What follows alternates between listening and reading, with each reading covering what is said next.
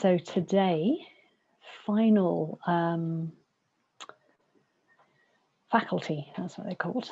So we've gone around the mandala, we've been in the middle and we've gone around the mandala, and we're with Virya, energy in pursuit of the good, energy in pursuit of our values, our highest values.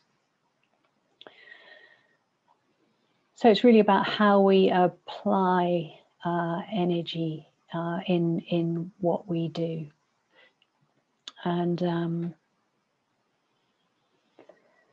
yeah, finding the appropriate energy. And energy very much in terms of the motivation, or how that affects the quality of the energy. So watching the mind in this area can be very helpful and very revealing.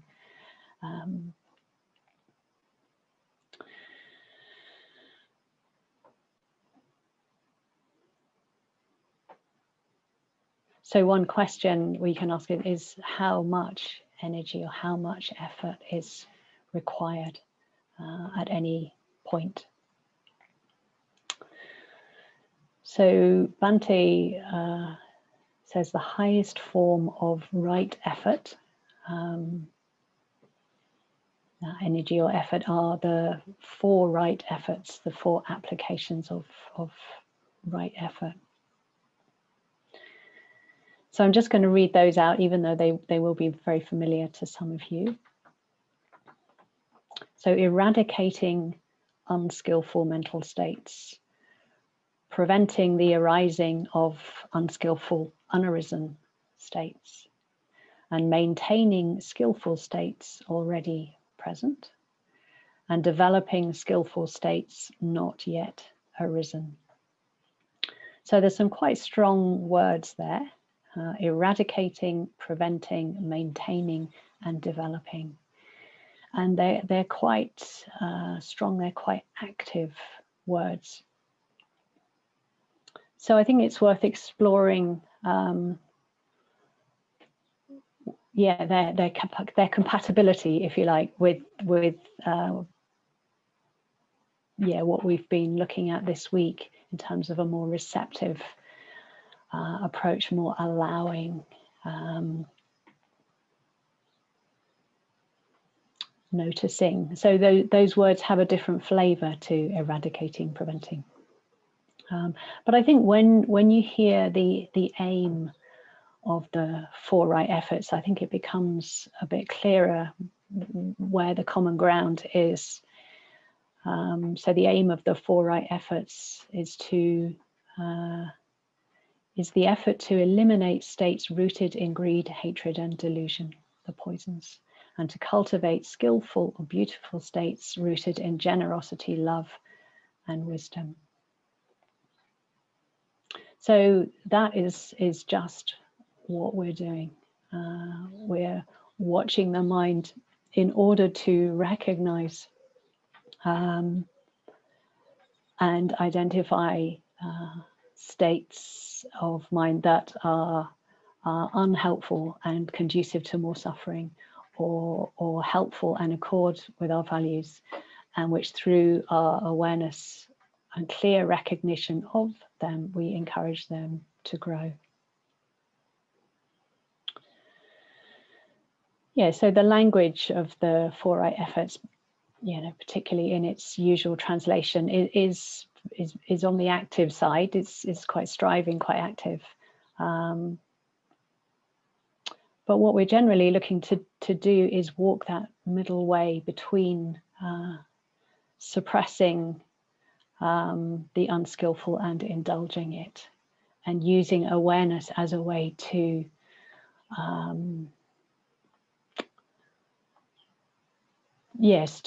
to walk that path, to not suppress, not indulge, be with it, and in a way let it run out of fuel in its own time.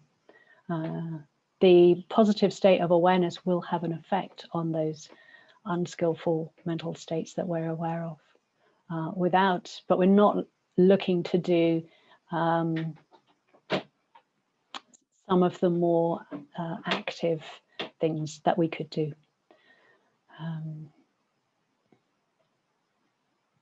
So the four right efforts, I think they also point to the importance of maintaining momentum in practice, and through a continuity of awareness. We're doing a variety of things that help us keep the initiative, that help keep that activeness within an overall receptive, clear seeing of what's needed.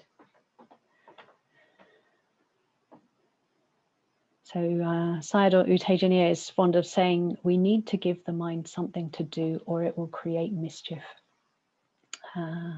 So if we're not aware of what's happening, and in a way giving the mind something to do is keeping awareness awake, keeping that sense of presence of what's happening. Otherwise the mind will run into its familiar grooves, its familiar patterns, its habits of unawareness. In particular, it's wandering habit. It's wandering and getting thoroughly wrapped up in one story or concept or another. And the habits of craving and aversion, habits of wanting and not wanting, which in themselves are wrapped up in the habit of delusion.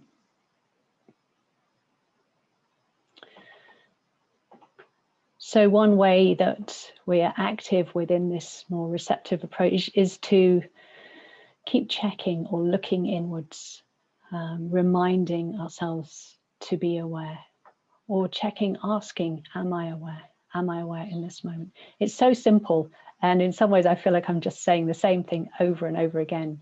But it's simple to say and to understand, but as I'm sure you're aware, it's not so easy to remember to do. The way to set up the habit, to set up the conditions where that checking in with ourselves happens quite automatically. It happens because we've set up the conditions that mean there's a certain amount of momentum.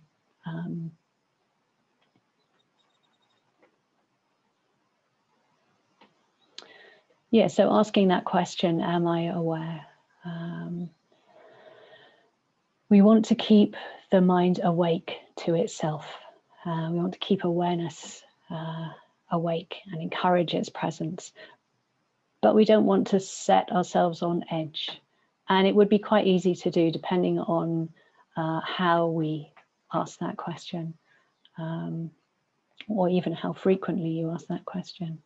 Am I aware? Am I aware? You know, you can be quite fierce with it, and that's not really what we're wanting. I think it's Sangapala, but I'm not sure. I've got a little note in my book. A long time ago, I think I heard him say, meditation is not difficult. We simply lose the initiative. Yeah. So, and what we're doing in awareness practice is just very sort of gently but persistently taking up that initiative again, with just reconnecting with the present moment, reconnecting with what's happening right now.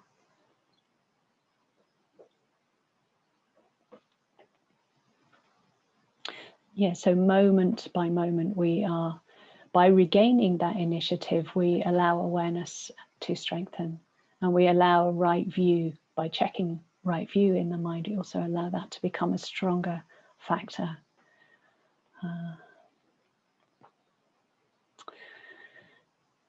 So a line from a poet that I quite often quote on retreat. It's Emily Hassler, and she says, we dedicate our lives to the twin and warring gods of precision and wild abandon. We dedicate our lives to the twin and warring gods of precision and wild abandon. And for me, this is a more poetic way, if you like, of talking about activity and receptivity. We've got that the awake mind needs a certain amount of quite delicate precision. It's not forceful, it's subtle, but it's not. It matters. It's not casual. Joseph Goldstein has a little phrase where he says we want to be relaxed but not casual. So in that sense of casualness, it doesn't really matter. Don't care that much. Precision has that quality of caring attentiveness, and at the same time, there's a letting go quality in awareness, a letting go receptivity to whatever might be happening.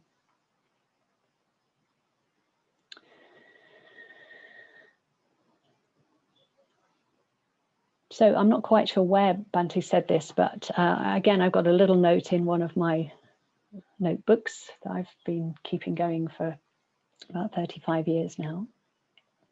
And he says Virya, he's talking about effort in meditation, and he says Virya is equivalent to the structure of the practice. You could say the form. And Kshanti is letting go into the practice. I found that very interesting. Perhaps Bhante's also talking about this balance between activity and receptivity. And perhaps within the practice that we've been doing this week, the structure is are the different pointers, the Dharma perspective that you can hold in the back of the mind that influences how you're looking at experience. Could also say the structure is some of the questions that you drop in without expectation of an answer, but to encourage interest. And then within that, there's the letting go, there's the Kshanti, receptive to what happens without interfering and without agenda.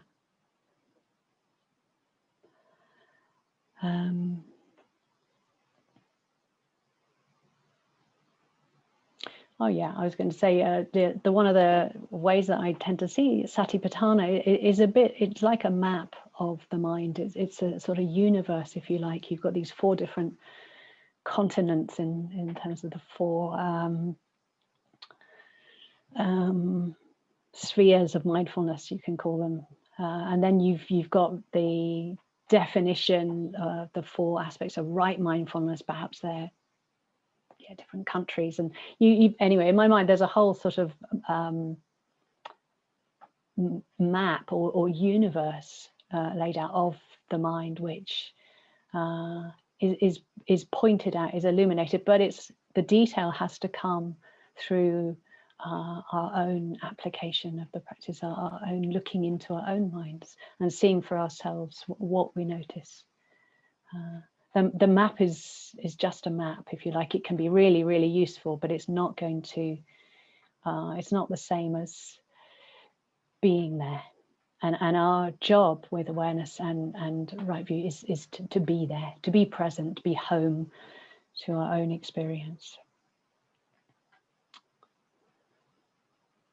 So still on that active side. There's a lovely little story, I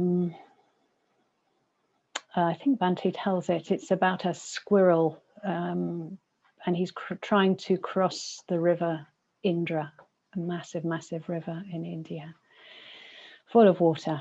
And he's trying to, someone comes along, I can't remember, I think it's another animal, comes along, and the squirrel is using his bushy tail, and he's just sort of dipping it into the river, and he's flicking out water. He's sort of emptying it onto the bank, and this, whoever it is, comes along and says, "What are you doing?" And he says, "Well, I want to get across the river, so I'm emptying it. I'm going to take all the water out so I can get across." And this person says, "Well, that's ridiculous. What are you doing?" And he says, no, it's just a matter of keeping going for long enough. So I really like this. I like this. it really points to the qualities of right effort, of patience and persistence, just keeping going, not giving up. There's a lockdown song that I've been really loving that I'm going to point to just because I really love it, but it's called the Keep Going song, but it's by an American duo called the Bengsons. And yeah, this just reminds me of this this quality of in a way, that's all we need to do. We need to keep going on with the right quality of mind that's able to stay patient with the task, patient with the effort, putting in the right amount of effort that means we don't get overly tired, but actually we get refreshed through our quality of energy, quality of effort. And a quality of energy that's not overly focused on results or overly focused on the goal. I think that's very tiring for the mind, to not be present to what's happening, but to have a sort of mental sort of almost a striving towards the goal, or yeah, a bit too much emphasis on on the goal. And Alio puts it very well. He says something like, Satipatthana practice requires combining a sense of direction with an absence of preoccupation with reaching the goal. I think there's a really lovely balance there. Combining a sense of direction. So we know where we're going, but we know it from where we are, if you like. And we combine that with an absence of preoccupation with reaching the goal.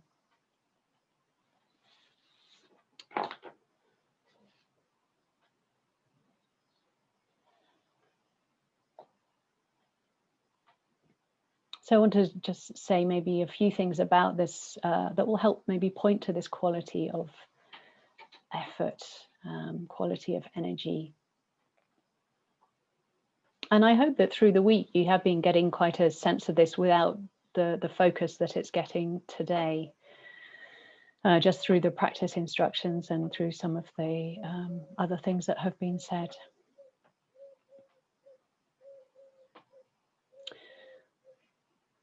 So in the Satipatthana, how they talk about this particular aspect of practice is through the quality of atapi, or diligence, often translated as diligence, which again has that ability to keep going, not a sort of stop and start type pattern, but a consistency in practice. And it's the consistency, those sort of drop by drop, that help us build momentum. In a way, it helps awareness, helps us, I don't know, be able to take off the training wheels off the bike and to sort of go under our own speed, our own momentum that we built up.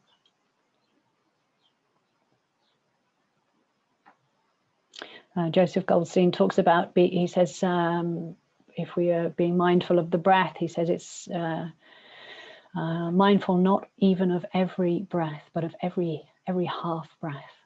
But he says it in a really nice New York accent. So every half breath. So in a way, tiny amounts of effort or energy, but really consistently. And Analio says we can think of sometimes of right mindfulness taking the place of right effort. And I think what he's saying here is that our presence, a sort of wise attention, is enough. That in itself is a quality of energy or effort.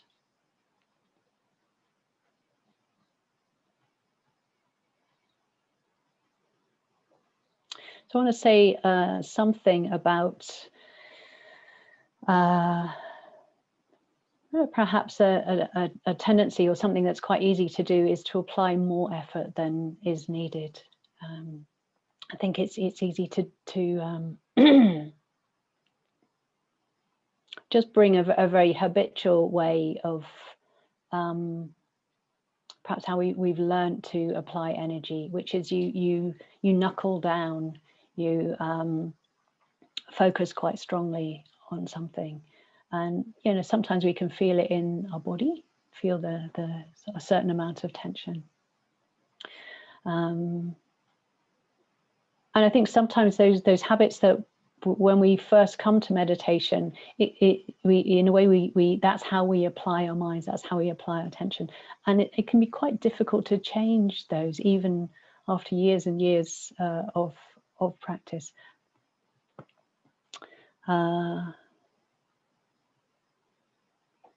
So there's an order member in Cambridge, Vimoksha Dharka, some of you will know, or perhaps know quite well. And he's written a couple of books. He's really into relaxation. I think Qigong and relaxation, his first book was about, which I read. And he has this lovely phrase he uses a lot called, he just talks about reducing unnecessary effort. So we sort of, by looking into the mind, by looking into mind, feeling what's happening in the body, we can sort of recalibrate. In a way, we can get a sense of how much energy and effort we're using. One of the giveaways is if that sort of slight straining forward and a strong sort of reaching out to objects. So that settling back can really reveal something about the quality of our energy and whether we might need to let go further in order to reduce unnecessary effort. So I think effort that's too strong. I think Mokshika said this as well. It sort of blows things out of the water. It blows. It's too forceful in the mind. The mind is very, very subtle. It's a subtle sort of instrument, if you like, and we need to be the quality of awareness needs to have a similar sort of subtlety and sensitivity about it. So investigating and exploring the quality of effort, I think, is really useful. Not to find out that we're getting it wrong, but to understand and learn.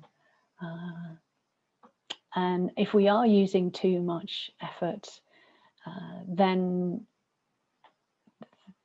the benefits are really clear in terms of greater ease, greater pleasure, greater relaxation, and more awareness, actually, in terms of the benefits from being able to use more appropriate amount of energy.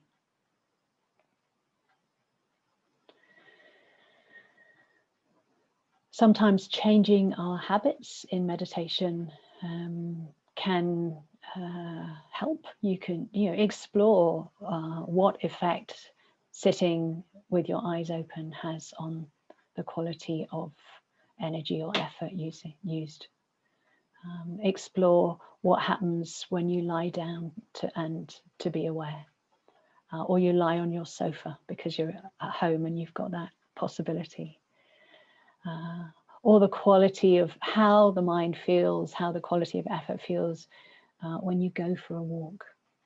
Notice the times, just notice the activities and the times where you naturally feel most present, most aware in a really relaxed, pleasurable sort of way.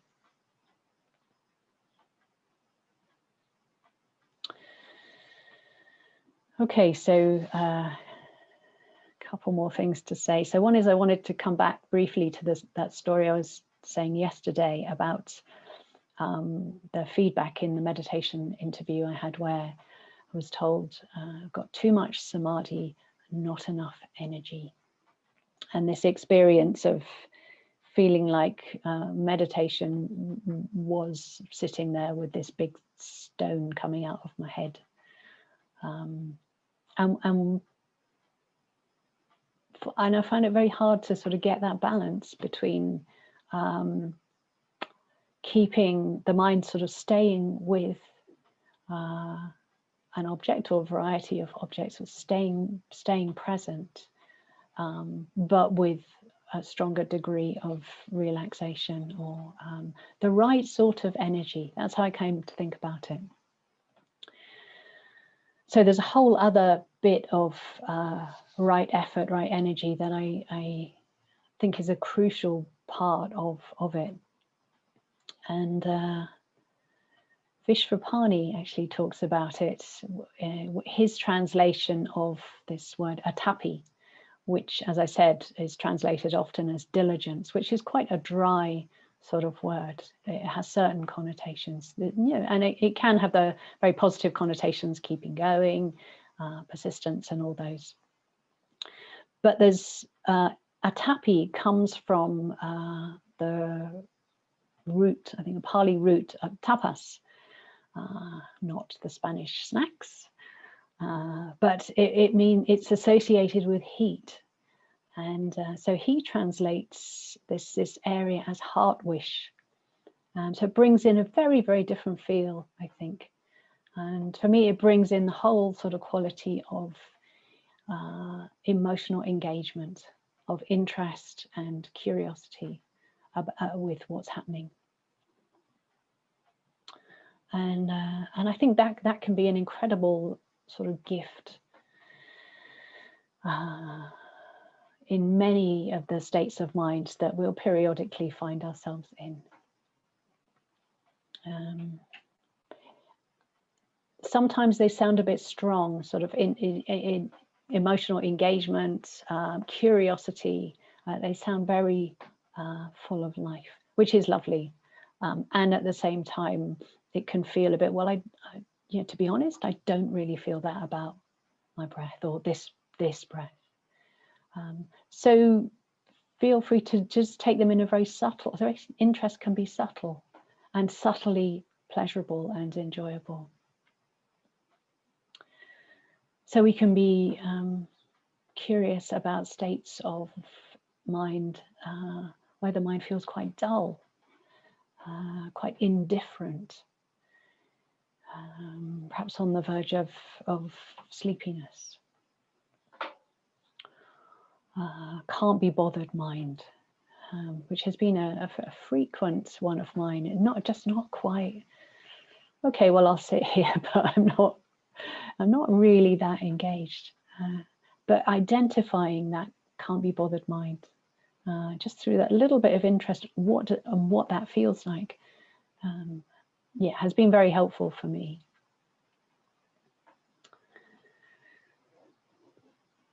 So part of this area, the heart wish, the emotional engagement. There's a figure used in the Mindfulness in Schools project, teaching mindfulness to help teenagers, particularly with their exams, with their levels of stress and sleeplessness, all sorts of things. But they talk about David Attenborough mind in one of their modules. So some of you will have heard me talk about this. So I remember watching these videos of David Attenborough, and I think particularly when he was younger, and his body language is quite extraordinary. It's like his whole body is involved with the enthusiasm with which he's communicating his love and sense of wonder with the natural world. And even some of the ugliest little bugs, as far as I can see, he's fascinated. He just so appreciates and enjoys the natural world. So that quality of mind, sometimes I can just bring to mind, it makes me want to laugh, just this sense of his sort of squirming and sort of wriggling as he's sort of expressing his enthusiasm. So he really embodies that sense of being open to whatever is present, whatever is there, regardless of how squirmy it is or how petty or ugly it is in the mind, it's like, oh, really? Wow. There's that sense of openness and interest.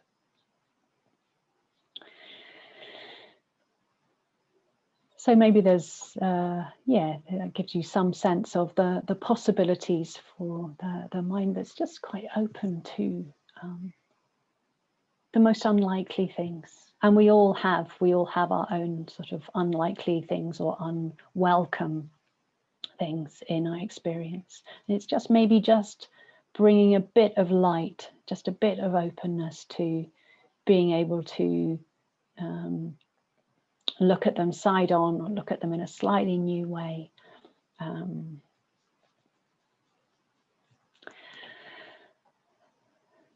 Okay, so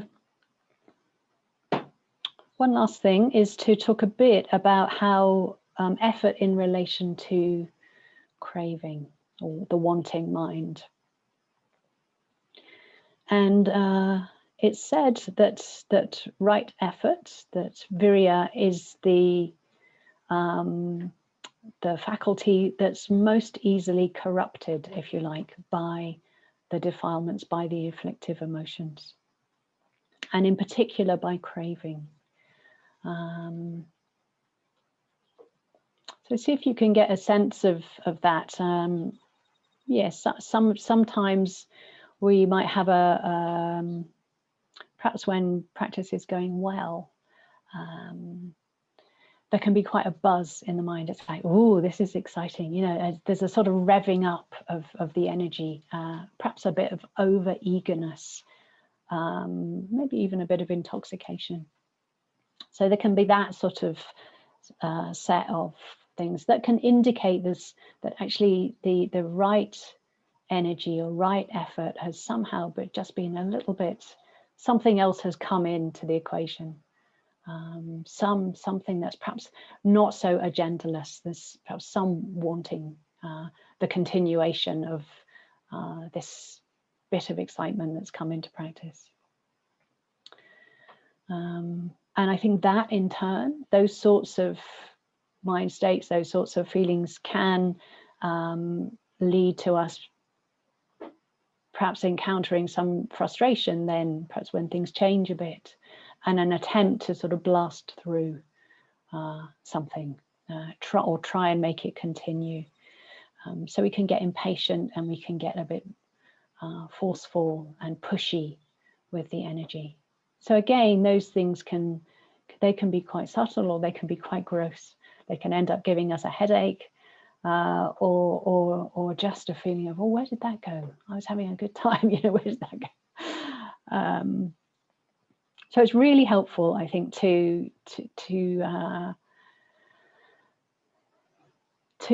be quite open to exploring these manifestations of craving, of the wanting mind in practice. We talked earlier in the week about expectations, so the ups and downs, expectation, disappointment, hope, hopelessness, those sorts of the roller coaster, the ways that we can go in between it. And craving is quite a driver in that roller coaster.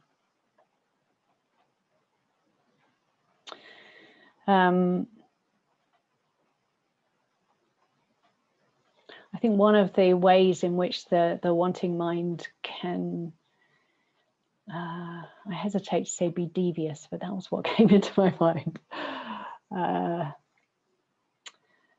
It can be seductive. It can say, well, of course you need to do that. Yeah, go on, of course. Getting us to follow our desires, even our desires in practice, is often the work of craving. Craving's job, if you like, part of its job description is to increase the amount of wanting in the mind. So I was remembering an occasion, it was a while back now, and I was fancying some ice cream, which is, I've got quite a sweet tooth, so there can be a variety of ways that manifests. But what was interesting was that the desire was really slight. It was really slight. It could almost sort of fool me that I it was so slight. Did I really want it? Was I going to act on it? But I sort of knew I was going to act on this desire to go to the freezer and get some ice cream. But I could feel the mind just sliding into it. And what was confusing was because the craving wasn't that obvious. It wasn't that clear. But at the same time, so I sort of could have fooled myself and could have thought, well, I could have it because there isn't really craving there. But that craving, I think, was being masked by delusion, was being masked by the covering over factor of delusion that says, coupled with craving says, oh, go on, it's all right.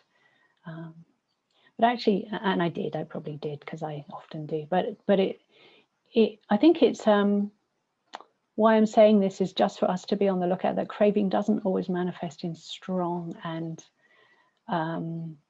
directly obvious ways, but we can find ourselves sliding into certain behaviors or certain sort of habits. So it's worth, and doing them again and again. So it's worth just sort of checking out what else might be working in the mind. And if we've got time, I will say a little bit about moha or delusion another time, because it can be quite illuminating, being able to recognize how it manifests in the mind and how it interacts, particularly with states of craving. Yeah, and one of the ways, well, delusion will cover up what's going on through its wrong view. Oh, it doesn't really matter. It doesn't really have an effect, and you're not really feeling it very strongly that you want it, so it must be okay. It has this whole sort of logic. It may sound ridiculous to you because it may be particular to my own sense of how craving and delusion are working in my mind. But hopefully there's some sort of resonance. If not with the object, but with the mind state.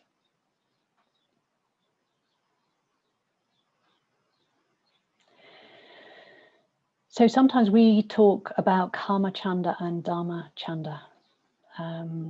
So Kama Chanda being desire for sense experience, and Dharma Chanda being desire for the Dharma. And I think these are helpful distinctions. And we can also get a little bit overly focused on the object when we hear those phrases.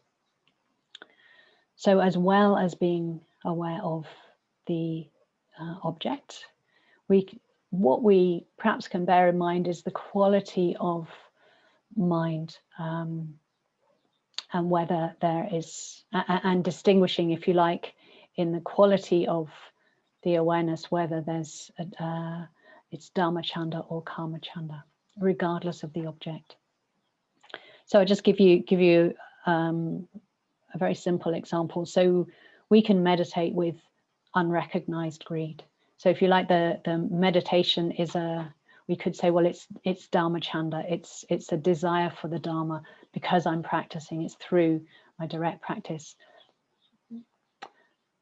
But it's if there's a strong desire within that, perhaps to fantasize or to for expectations about one's practice, then we're missing out on that Kama Chanda, that desire for sense experience, which isn't to do with Dharma Chanda.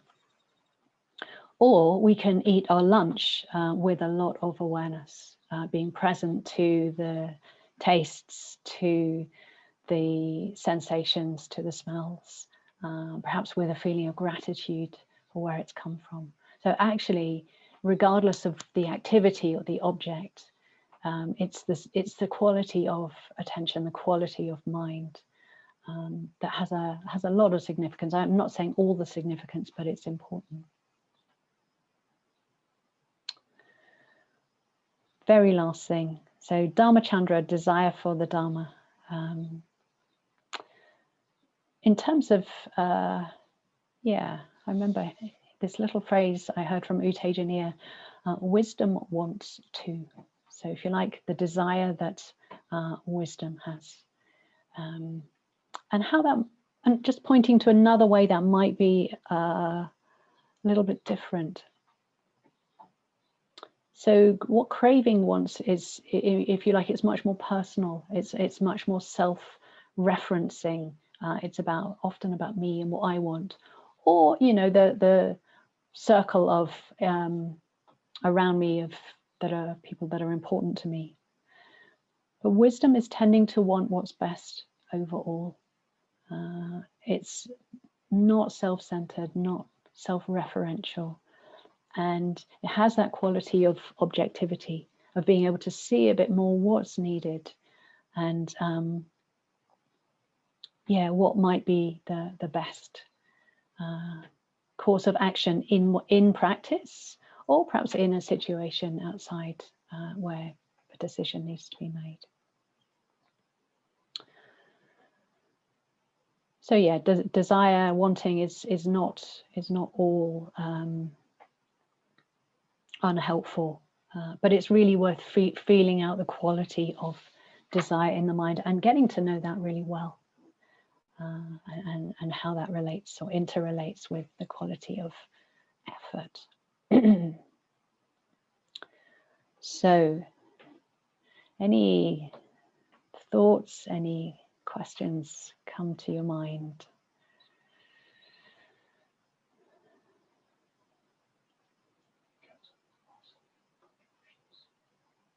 Sorry?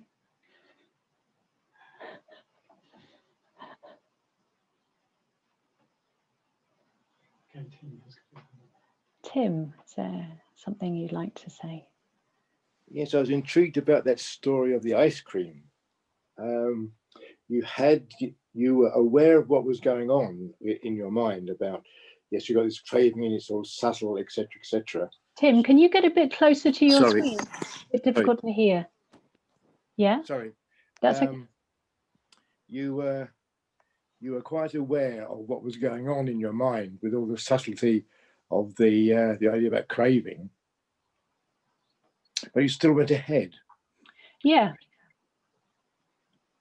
But with the awareness of what was going on, yeah. No, good. What happened in between? Yeah, this is really important. This is an important area. So there are different factors working in the mind. So sometimes there's there's clear recognition of what's happening, but there's not enough wisdom. Often there's not enough wisdom in the mind to say no. There are other factors. There's a stronger factor of craving, and what's really important, and why I'm really glad you've brought this out, is because we're not trying to force a particular outcome. I mean, in this case, it doesn't matter that much. I was going to say how much ice cream I eat. I think that does matter, but it doesn't matter. It's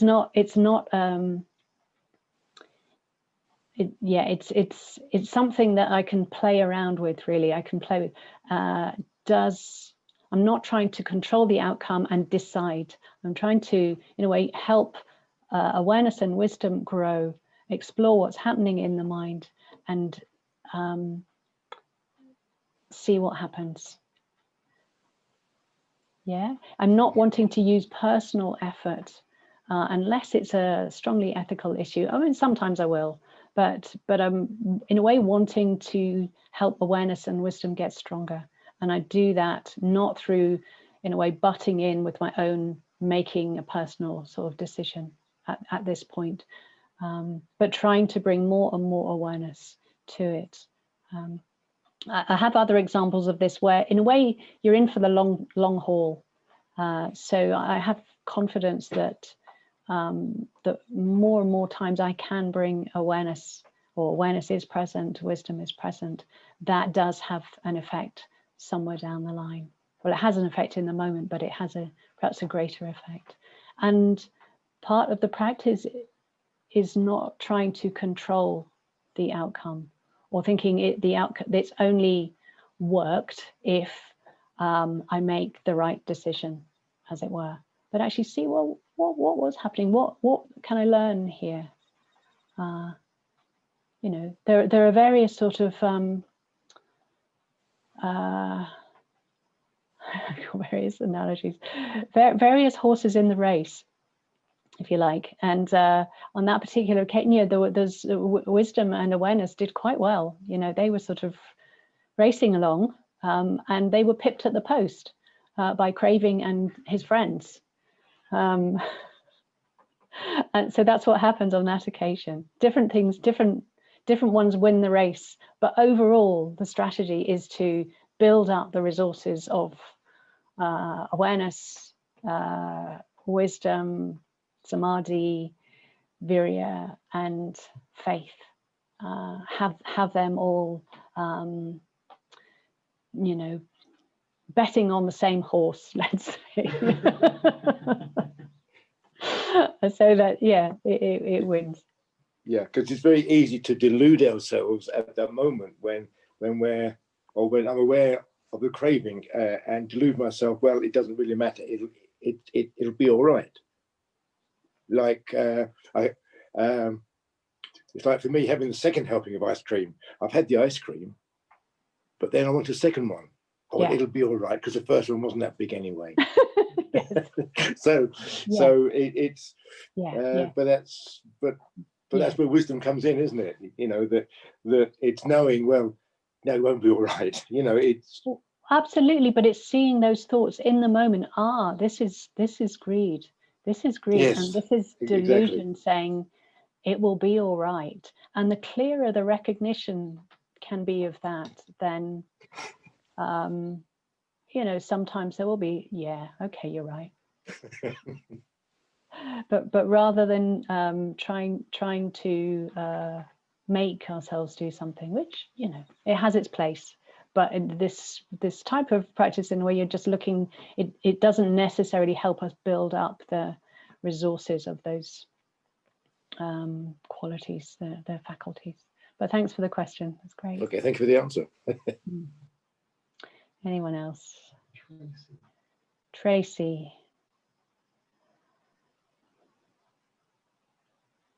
Oh, I can't hear you, Tracy. Still can't hear you.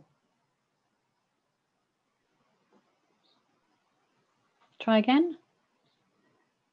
No, your sound is. Oh.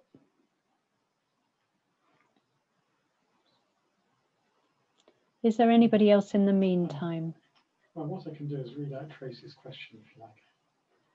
Well, it might be nice to wait for her to come back because I think she's. Oh no, you can see her. I can't see her. All right, read out her question. Okay. Yeah, thank you.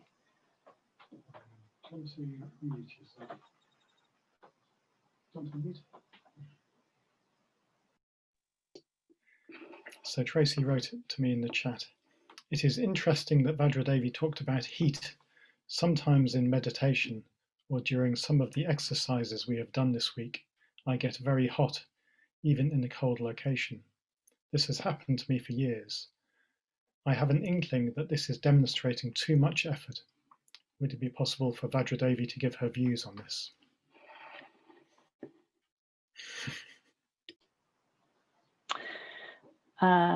Yeah, thanks for the question. I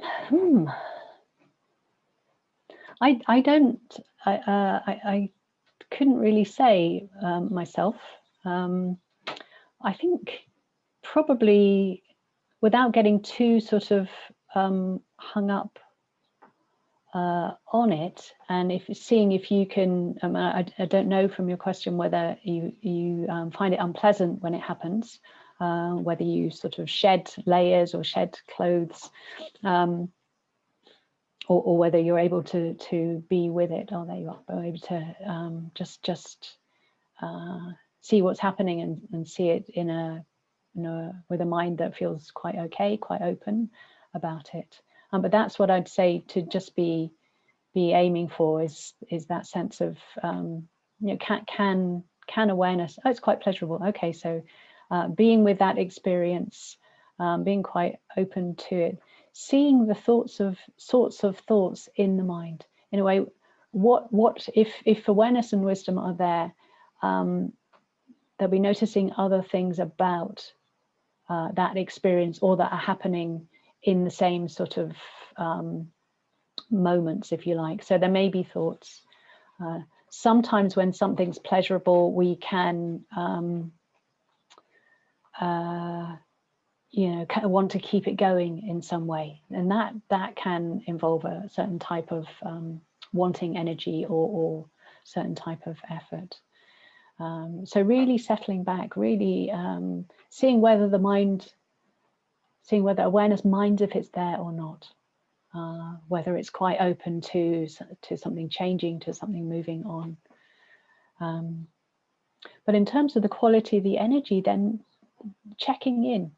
I think only you can answer that. Only you can know, checking in what's the quality of energy in the mind. Is there relaxation? Is there any sense of strain? Any sense of trying to do something, trying to make something happen? Trying energy has a particular sort of feel to it that we can get quite tuned in with. Yeah, but have it as an exploration, I would say, and see. Okay, thanks. Rakesh. Thank you. It's not really a question, but it's a comment really about what you were talking about craving, and Tim's question really. It just reminded me of Magea's story, where he wanted to go off and meditate somewhere. So there was a lot of craving there, but the Buddha had the wisdom to know what was going on in his mind. So I think that demonstrates to me quite well that, if only I could sit down properly, then it'll be all right. If these conditions were present, then my meditation would be fine. But actually, we need the wisdom to know that it doesn't matter what the conditions are. If it's noisy outside or whatever it is, it's whether, we've got the right intention.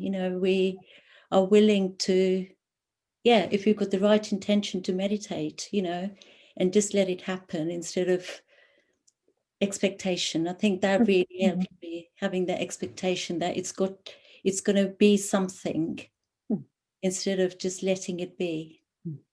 Yeah, thank you. Yeah. I mean, it's sometimes the condition, certain practices do require or are supported by certain conditions. But this particular practice, as you say, it's like we can use anything. We can use any sorts of conditions to be aware. And we can also recognize our limitations. It might be that certain conditions, it's just that maybe certain types of sounds the mind gets too irritated, too overwhelmed, and it's not helpful in that moment. I don't know. So we stick the earplugs in, or we put the attention elsewhere, allow the mind to calm down. Yeah, but in that way, we're still working within the conditions. We're still, thank you. Thank you. Okay.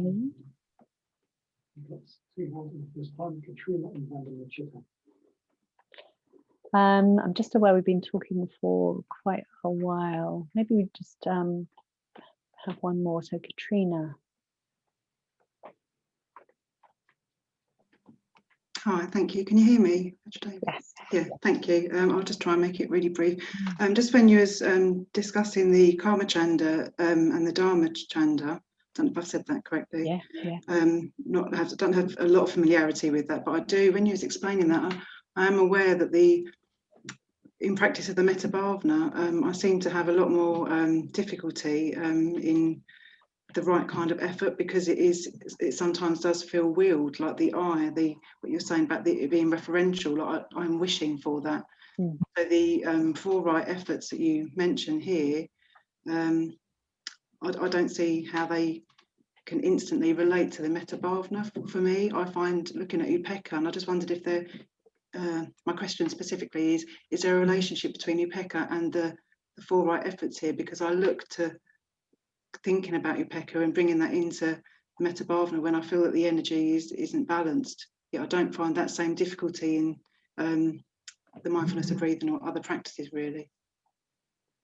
Right, I'm not quite sure if I've got the hold of your question. But when you bring, what is it about Upekkha that makes things easier in the metta? What is it that makes it feel? Yeah, can you say something? That it's balanced, and I take away. I can seem to take away the I, that it's referencing to myself, that I wish for that. Okay. I don't see I could use the 4 right efforts in that kind of list or that kind of method to kind of come to the same place of balance for that in that practice specifically. Right. Okay. The 4 right efforts, they, in a way, we've looked at them in 2 ways. So in that sort of stronger, more active way of eradicating, preventing. I think overall the metta practice really does do this. It really is about. I think you could see the 4 right efforts quite clearly within the process of metta. Maybe not within one practice, but the overall process of metta is one that's looking to sort of minimize skillful and cultivate skillful, cultivate beautiful. I still feel I haven't quite got your question. I'm sorry, I can't quite keep it. But what you're saying, but using equanimity is, if you like, a pinnacle of the other qualities of metta, karuna, and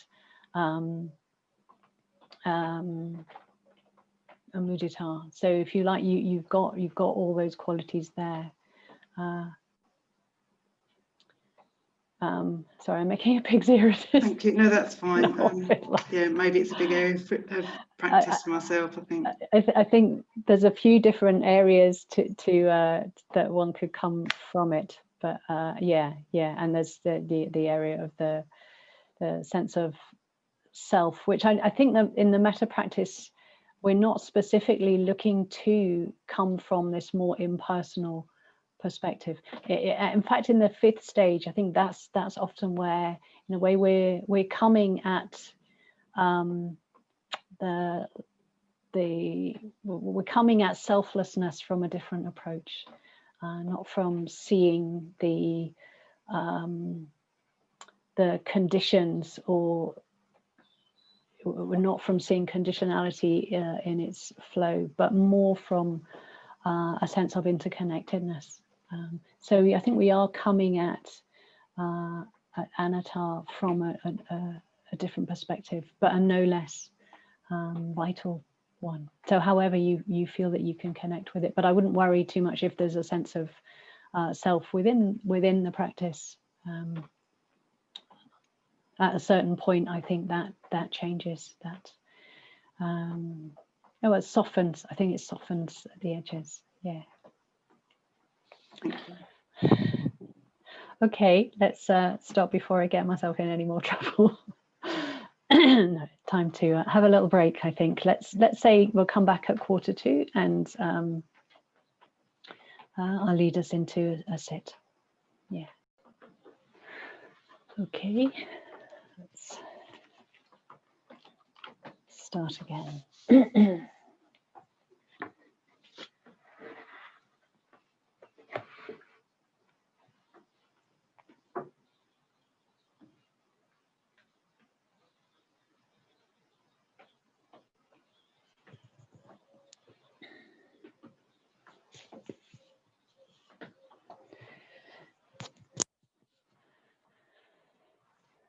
So just before we sit, just want to address, there was a question in the chat I want to address very briefly around lust and romantic love in relation to craving.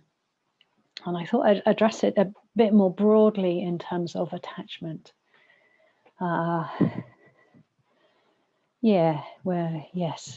Which lust, romantic love particularly is one manifestation of attachment. Well,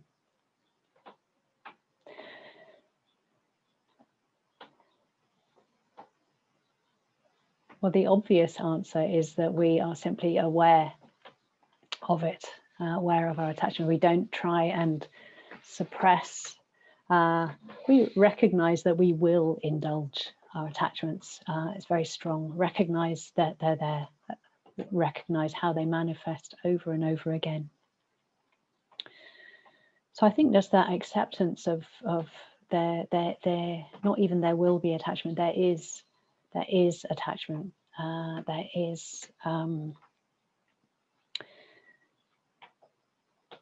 and what I suppose what we aim to do with awareness, or what awareness and wisdom will do, is that they help purify that attachment into love, into a more love without an agenda. And that's the work of a lifetime. That's not the work of we can try and stop, but that we have to be to watch, because most likely we then get into suppression or trying to change how we feel or how we act. So recognizing more clearly, recognition, awareness and wisdom helps us come to an understanding of in a sense, the agenda that we have when we're attached, what we're looking for from somebody else. That there's a non-reciprocal relationship there, and we can perhaps start to see the ways that limits how we relate to somebody else.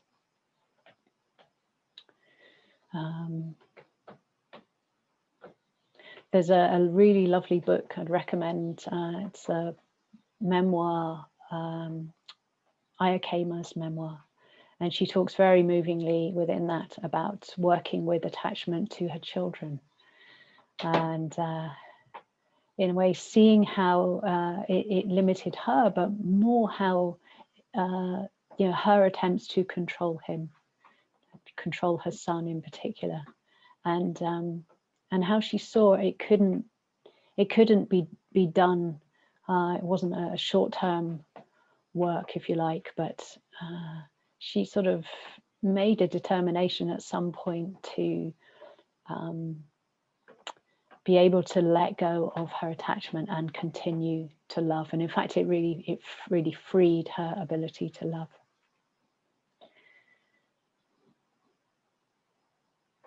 And the last thing to say is that sometimes equanimity, which Katrina mentioned earlier, sometimes equanimity is talked about as, it's like the love a parent has for an adult child. So the child who's left home and making their own mistakes, making their own choices, living their own life, and if you like, the parental love that's able to support and to love regardless of choices or mistakes that we wish to influence or to control in some way. Yeah, so it's a big area, the area of attachment, and attachment means something different in psychological terms as well, which I'm not going to go into. Yeah. Okay. So yeah, we can put the details of Ayakema's book on the chat. But for now, let's drop the words and we'll sit.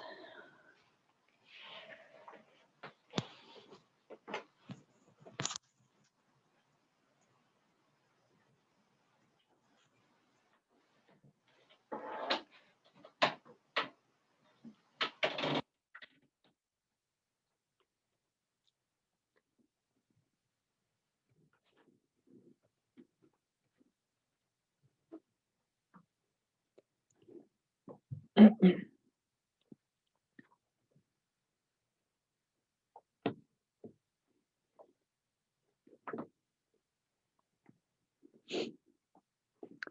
I'm going to just read something from Ajahn Chah about craving or tanha. He's translating tanha.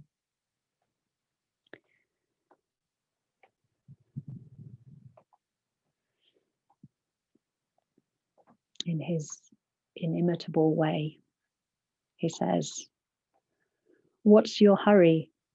Wanting something to happen in a hurry is tanha, craving. If you want things to go slowly, that is also tanha. Will you practice according to tanha or according to the Buddha? It's your choice. You need to employ patience and consistency in the practice of Dhamma. If you let go and stop the stream of craving, your actions become steady. Whether you are feeling diligent or lazy, you will still do your practice. Whatever your mood, you just keep working. You don't follow your feelings. If you only practice when you're in the mood, taking it easy when you feel lazy, this is just following tanha. When will you follow the Buddha instead? If you're feeling lazy, never mind that. Just do your practice. If you are feeling diligent, practice. You don't need to depend on these feelings, following moods, practicing according to your whims. You are not bowing to the Buddha. If you are bowing to the Buddha, laziness will not stop you from practicing. How long do laziness or diligence last in the mind? Take a look at their characteristics, their way of appearing. They keep changing, and you keep on going back and forth between them. Following changing impulses, you are constantly bowing to tanha.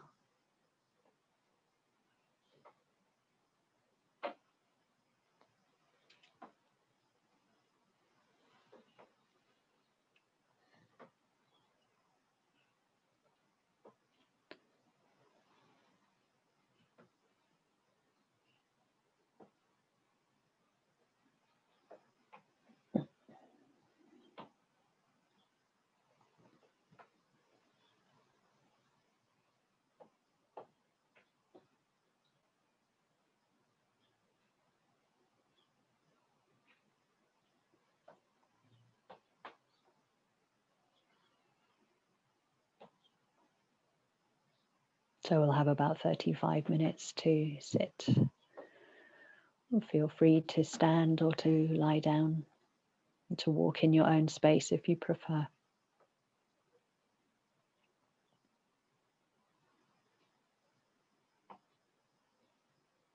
Sometimes tuning into the quality of energy is not just about what we're using, but about what is needed, what posture would best support awareness.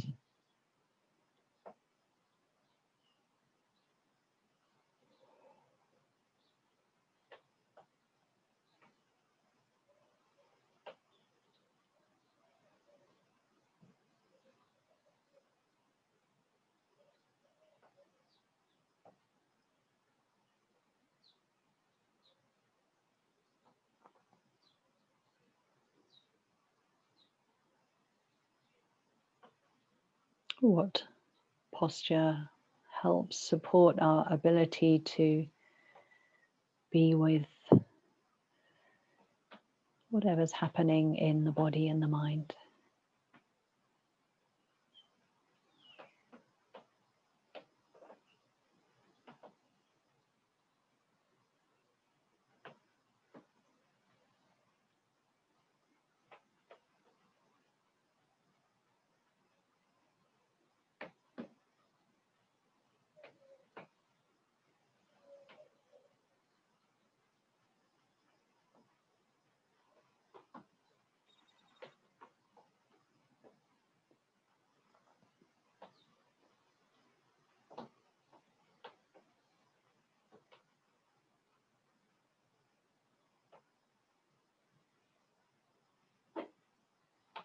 And perhaps tuning into the energy in the body as it settles.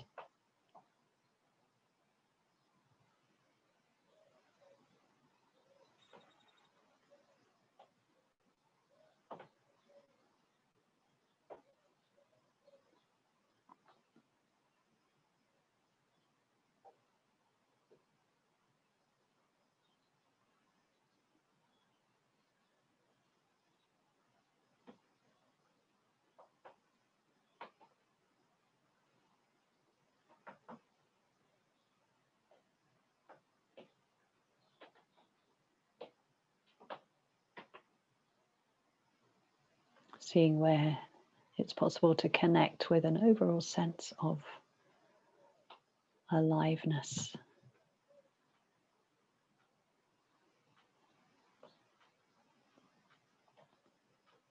The energy in our being.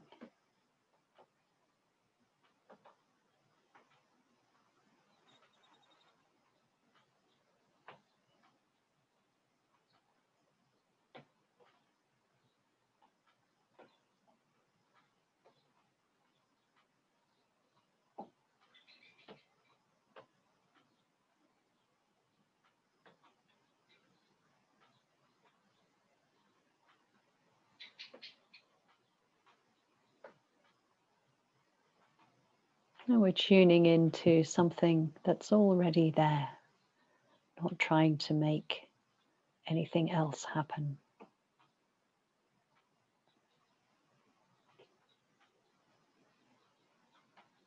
That energy may have many different qualities or facets, different times, different days.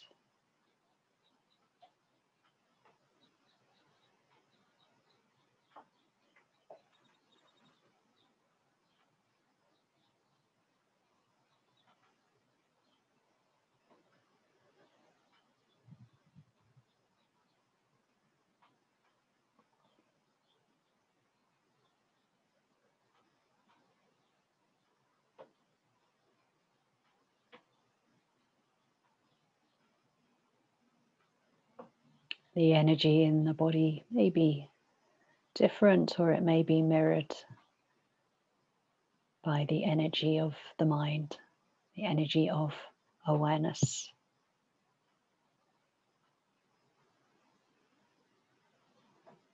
And how the awareness feels.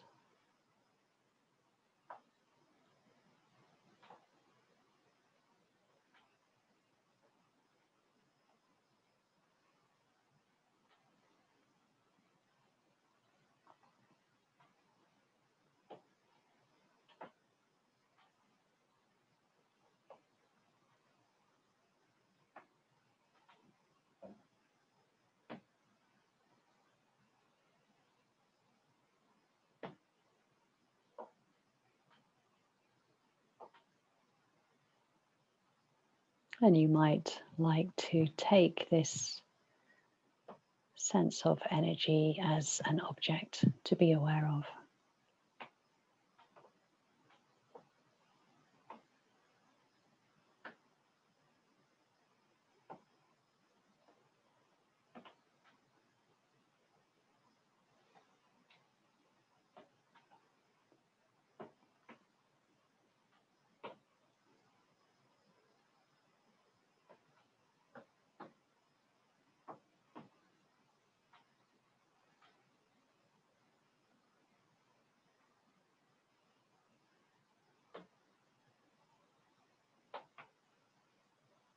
And don't worry if you don't have a clear sense of what I mean. It's really just about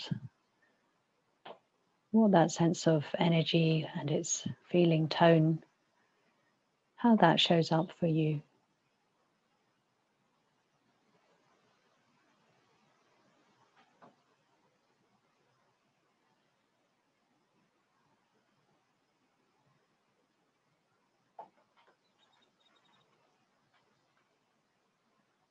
Whether there's some interest or curiosity.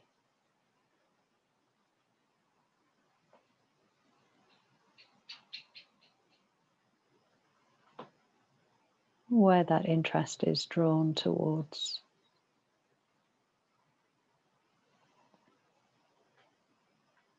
Perhaps with some sense of playfulness and enjoyment.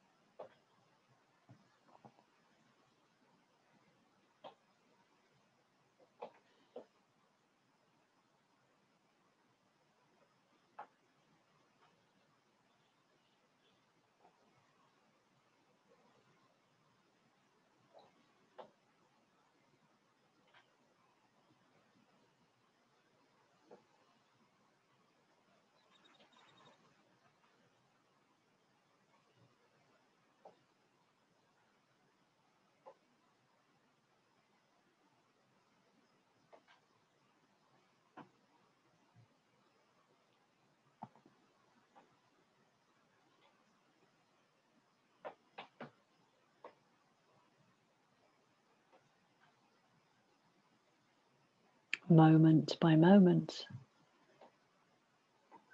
noticing this energetic feel in the body or in the mind.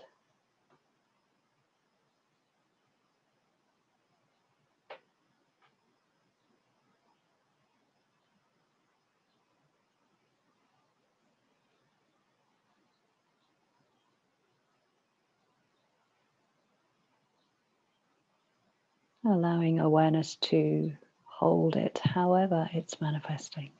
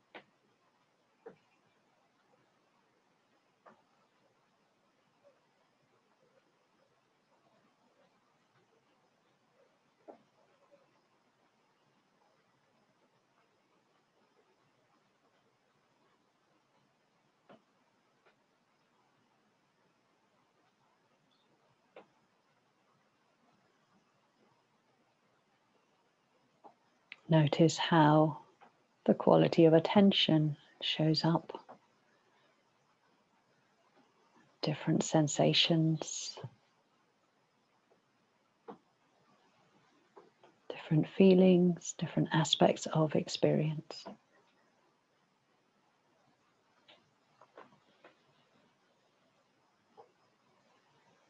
Happening on its own without any directing required from us.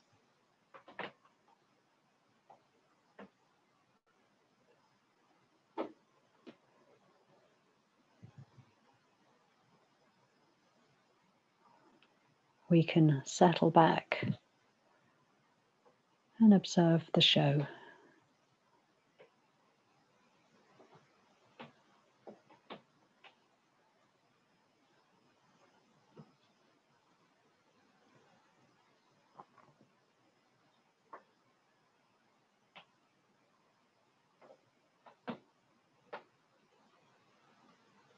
Sometimes the objects of attention might be quite specific sensations or how a thought feels in the mind, and other times might be quite diffused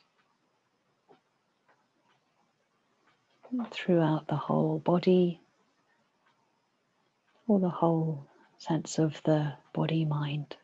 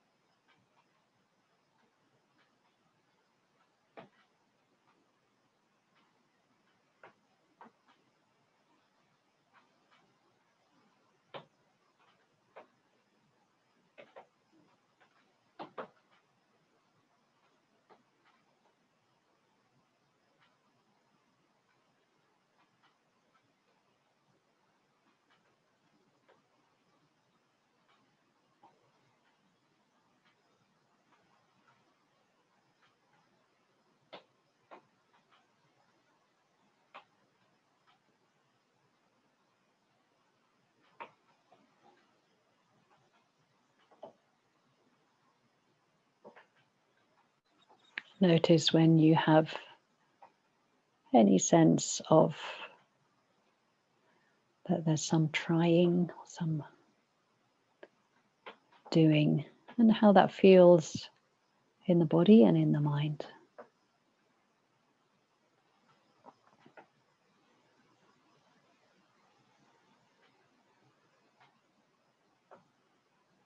Whether it feels a helpful retaking up the initiative in practice,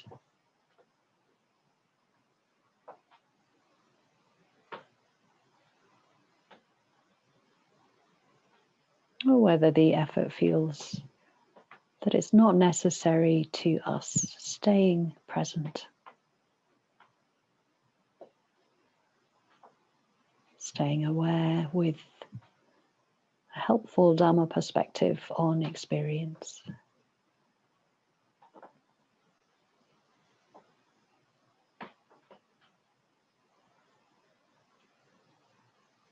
Noticing objects, happenings, arisings.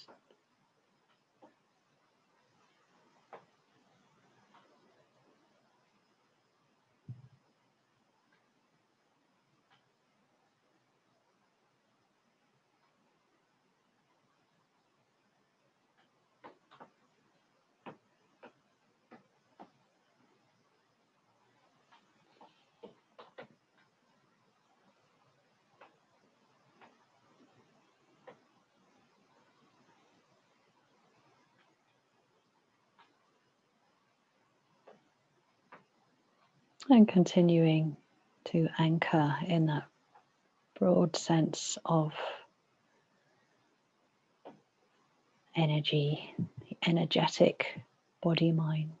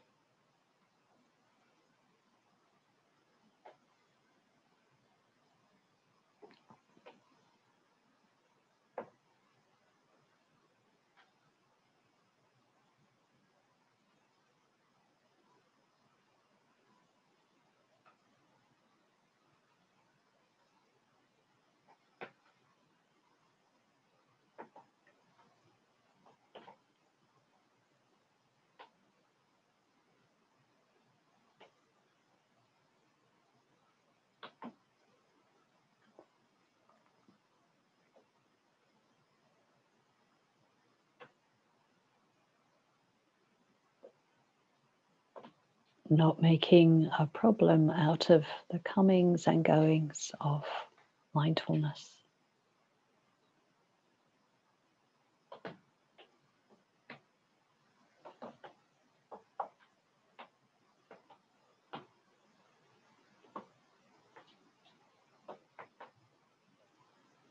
Each moment, a new opportunity to be present.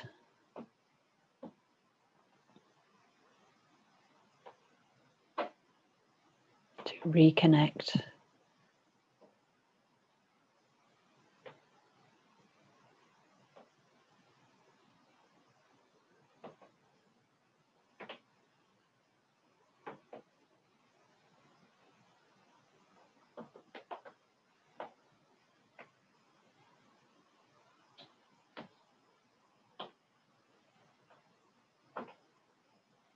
To find your own balance, your own way with activity and receptivity.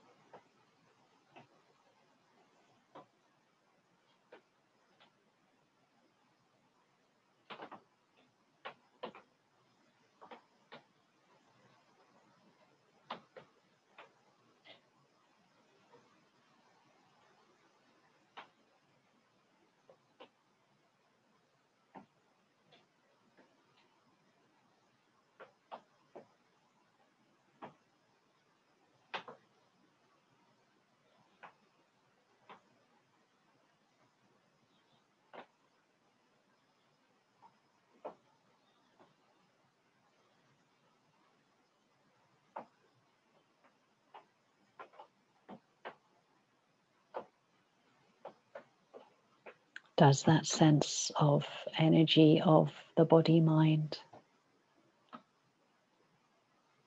have limits?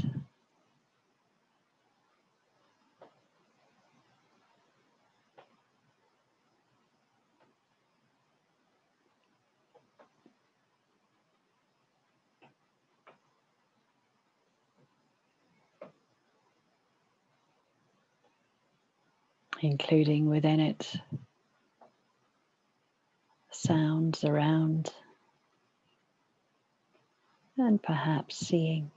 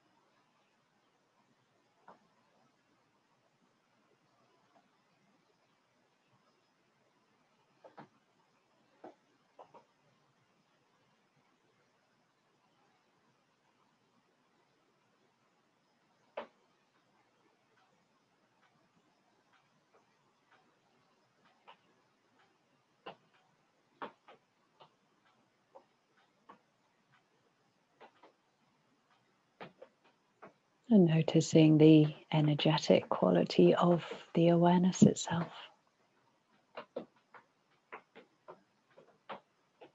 And any sense of pleasure from being in the present moment again and again.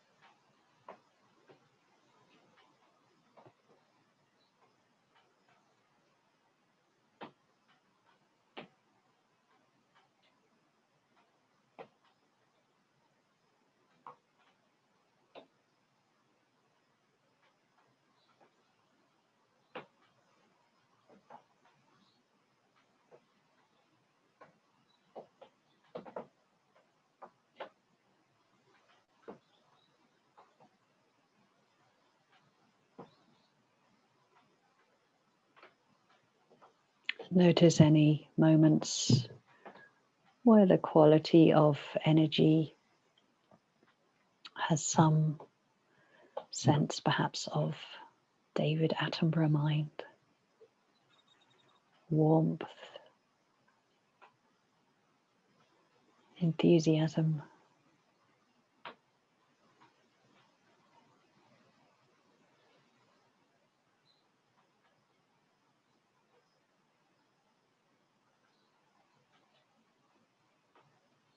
Openness without agenda.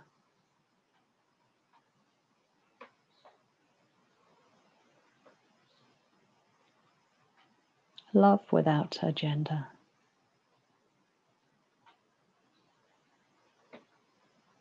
Keenly aware.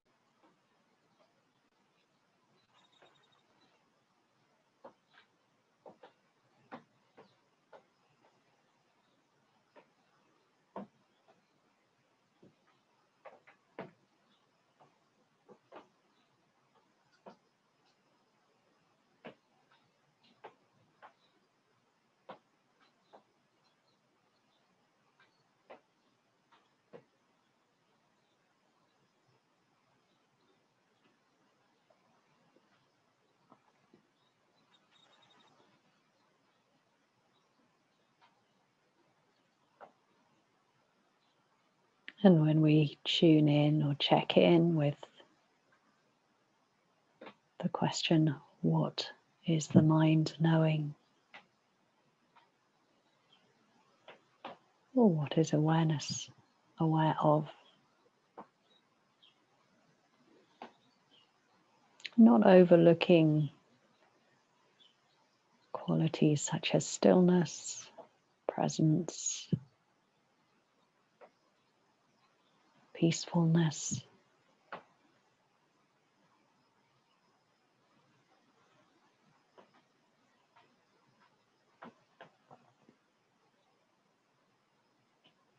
Or feeling into the sense of energetic aliveness. Part of the awareness.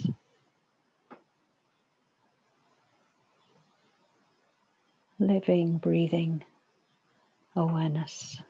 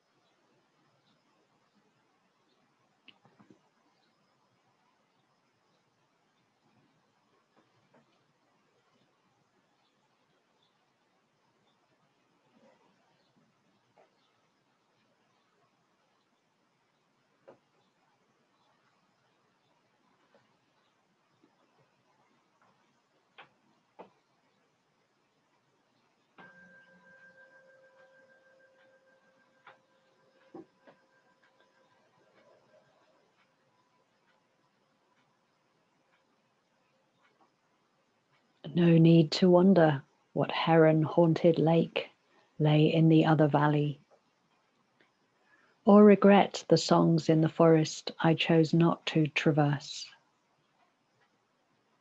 No need to ask where the other roads might have led, since they led elsewhere. For nowhere but this here and now is my true destination. The river is gentle in the soft evening, and all the steps of my life have brought me home.